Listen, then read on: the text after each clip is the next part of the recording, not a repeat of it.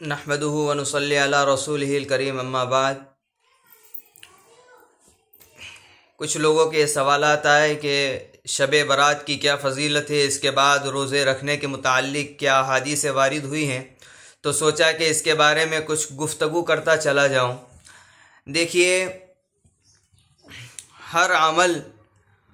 عمل کے پیچھے ہمیں نبی پاک صلی اللہ علیہ وسلم کا طریقہ اور صحابہ اکرام رضوان اللہ علیہم اجمعین کا طریقہ دیکھنا ہوگا۔ اگر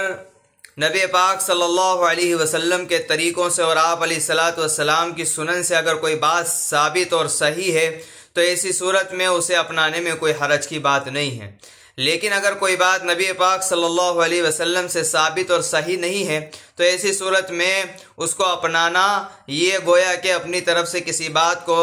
گھڑ کر کے کرنا ہے، اور یہی بدعت ہے کہ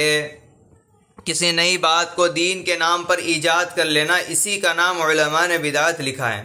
تو دیکھیے، ایک تو اس میں یہ ہے کہ بہت سے لوگوں نے شب برات کا سرے سے انکار ہی کر دیا ہے کہ شب برات جیسی کوئی رات ہی نہیں ہے،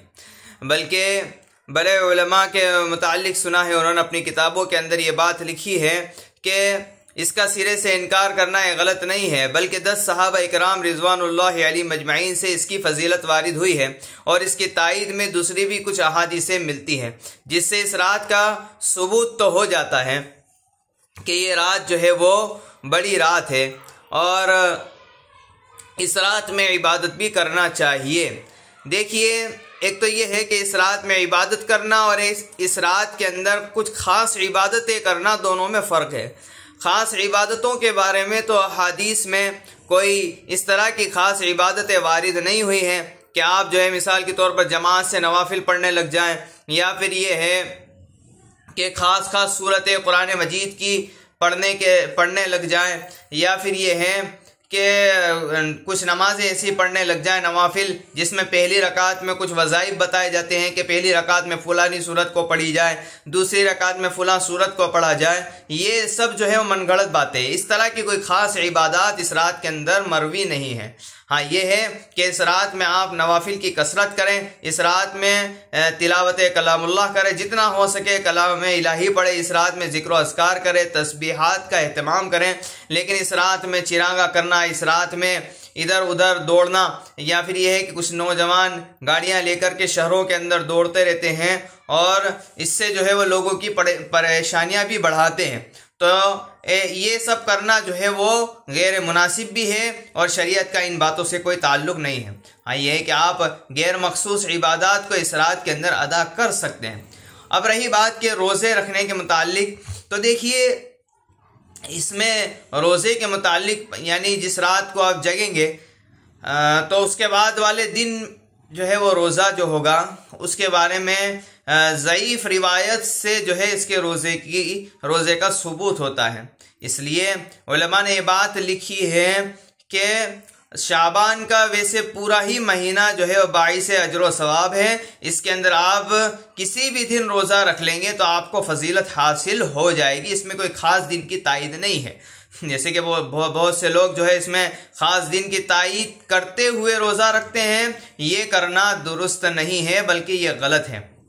اگر جیسے کہ نبی پاک صلی اللہ علیہ وسلم کے بارے میں آتے ہیں کہ رمضان المبارک کی تیاری کے طور پر نبی پاک صلی اللہ علیہ وسلم شعبان ہی سے روزے رکھنے شروع کر دیتے ہیں۔ البتہ روایتوں میں یہ بات بھی ہے کہ اللہ کے نبی 28 اور 29ویں شعبان کو روزہ نہیں رکھتے تھے، اور اس کی وجہ یہ بتلائی کہ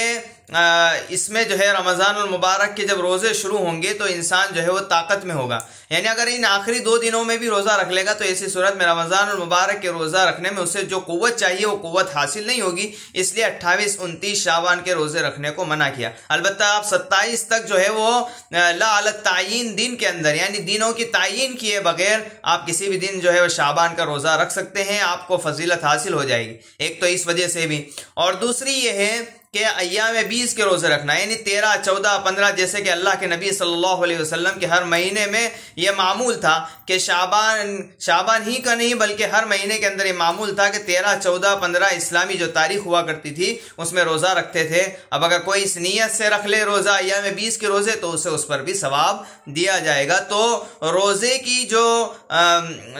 کے بارے میں جو چیز وارد ہے وہ میں نے آپ کے سامنے بیان کر دی، اور رات کے متعلق بھی جو باتیں ہیں وہ بیان کر دی کہ آپ کو جو ہے وہ لا علی التعیین لا علی الخصوصیت، یعنی خصوصیت کے بغیر، خاص کیے بغیر آپ کو جو ہے وہ عبادت کو انجام دینا ہے۔ اور اگر کوئی